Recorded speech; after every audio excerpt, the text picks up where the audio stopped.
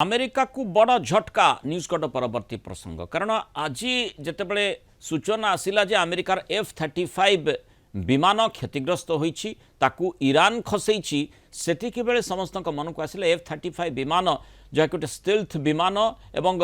तार सुरक्षा बा निरापत्ता दृष्टिकोण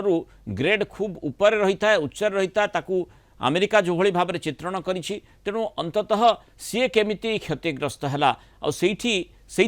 लोकों मन को आसिला जे प्रकृत में अमेरिका ये निश्चित भाव में बड़ झटका होइछि कारण F-35 उपरे ईरान आक्रमण करिछि अमेरिकार अत्याधुनिक स्टील्थ युद्ध विमान F-35 को ईरान खसैछि ईरान और अमेरिका युद्ध मध्य एभली एक बड़ खबर सामना को आसीथिला अमेरिकार सबुठु शक्तिशाली और अदृश्य कह जाउथबा राडार रे देखा जीव नाही F-35 लाइटनिंग 2 युद्ध विमान को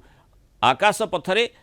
ईरान सेना आक्रमण करथिला और राति रे ईरान रो एयर डिफेंस सिस्टम ए विमान को चिन्हट करी आक्रमण करबा पई सक्षम होइतिला आक्रमण रे विमानटी संपूर्ण नष्ट होइतिबा तेहरान कहूछि और यार एक वीडियो मध्य जारी करछि एपटे गोटे F-35 युद्ध विमान उपरे आक्रमण होइतिबा अमेरिका सेना स्वीकार करछि किंतु विमानटी संपूर्ण नष्ट होइनी विमानटी क्षतिग्रस्त होइछि किंतु पायलट सुरक्षित भाव में गोटे पड़ोशी देशर बेस रे जरूरी अवतरण करने सक्षम होती एभली कहुई अमेरिका पक्षर तेणु युद्ध आरंभ होगा परठू ईरान प्रथम थर पर अमेरिकार एभली गोटे